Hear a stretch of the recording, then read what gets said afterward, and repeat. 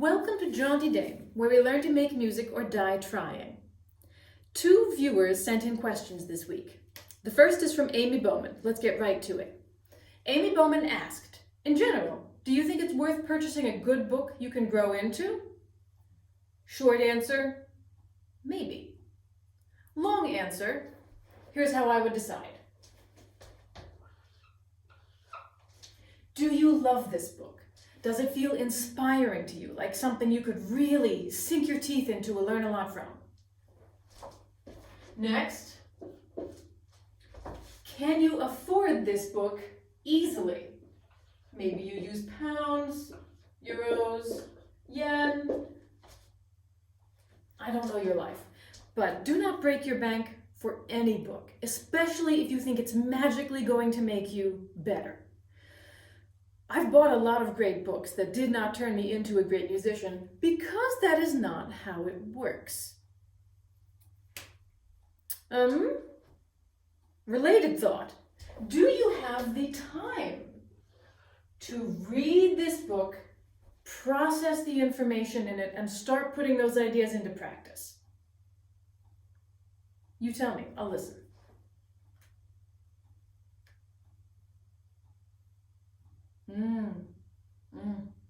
Okay, now I understand your situation a little better. Thanks for sharing.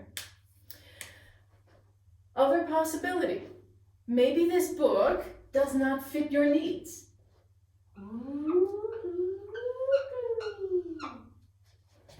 Those pants would not fit me. I would not buy those pants because they don't fit my needs. If you're never going to grow into this book, or if this book is 50 levels too difficult for you, just wait. It'll probably still be on the market in a year or 3 years, and you can reconsider. Alternatively, if this book is so difficult that it makes you feel like dirt, that's just going to hold you back. Wait, maybe in 3 years it'll seem approachable. Maybe in 2 months it'll be totally easy for you. I don't know. But if you feel horrible about it right now, just wait. Thanks for the question, Amy. I forgot to mention a thrifty and perfectly valid third alternative that might exist for you.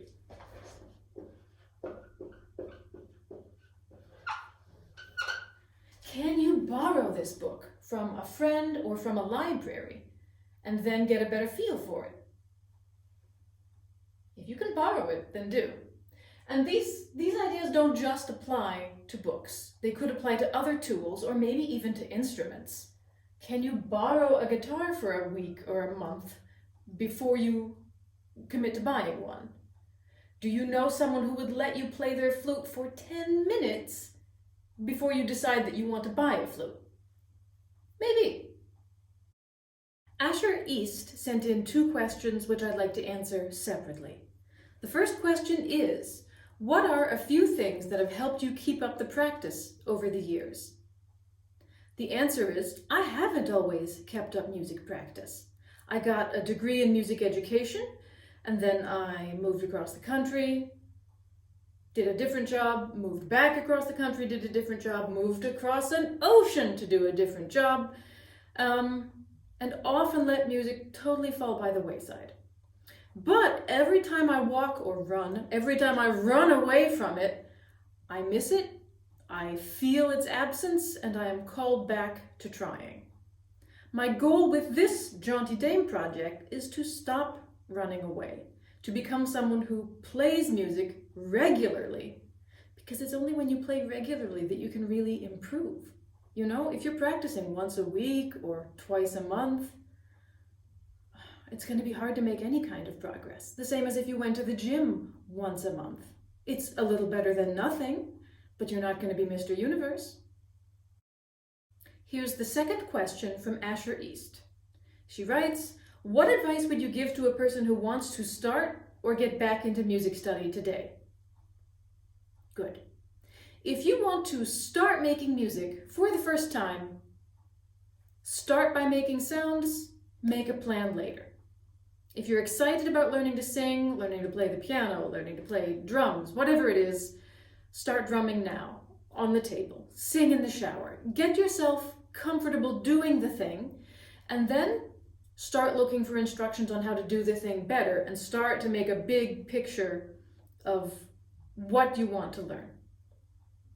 If you're not a beginner and you don't need to start from scratch, then you might do a SWOT analysis of where you stand today. Any business students out there already know what this is. SWOT, S-W-O-T, your strengths, weaknesses, opportunities, and here's where it gets scary, threats.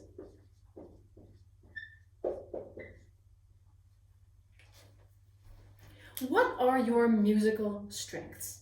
Maybe you've always had a great ear but not the greatest sense of rhythm. Maybe you've always been good at sight reading, but some of your ear training skills have gotten rusty. Write it down. Analyze yourself. What opportunities do you have now? Maybe you have a whole pile of brass instruments and 5 good teachers, and you have enough money for lessons once a month, maybe not every week. I don't know.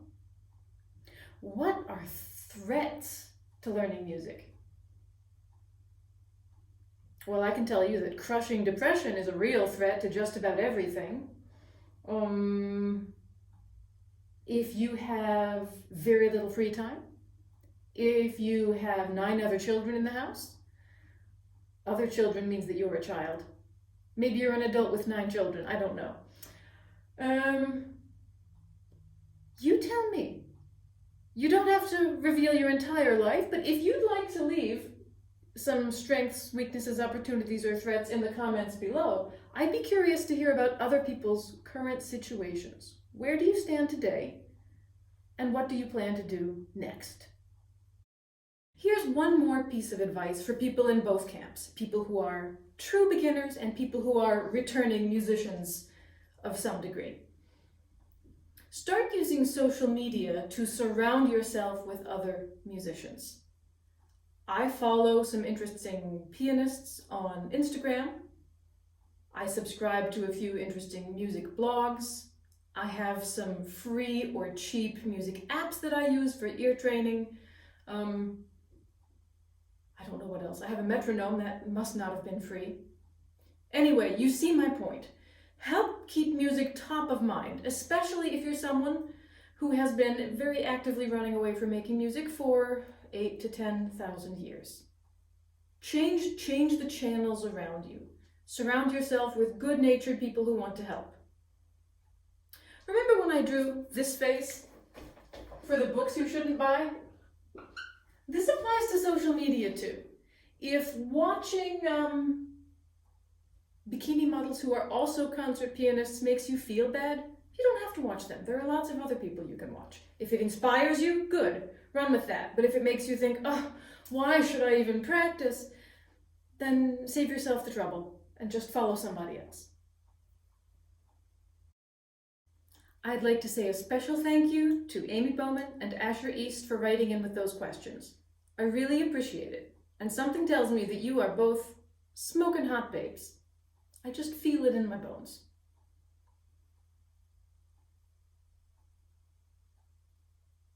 What was I talking about? Yeah. Forward March. This is the last day of February, and tomorrow, March begins. I like to use the month of March to set personal goals and raise my bar, raise my standards a little bit. Often, I cannot speak for you, but often my personal habits and goals and ideals kind of melt throughout the winter. In my part of the world, it is very gray and bleak in winter, and slowly my will to live just oozes out of my body. March is a good time to try and be a human again in the most positive sense. What I'm offering you is some accountability support. If you set any personal goals, especially musical goals, for the month of March, and you need a cheerleader or someone to clap for you when you do a great job, email me at jauntydame@gmail.com and I will be your cheerleader. I think we all need that kind of help now and then, don't we? Just someone else to acknowledge that we're really trying our best. I'd be happy to acknowledge that for you. Forward march! Welcome aboard! And thank you for watching. If you know any musicians who need a little moral support or are killing time on YouTube, please tell them about this channel. And if you ever have any questions, you don't have to wait for me to ask. Just write them in the comments below or email them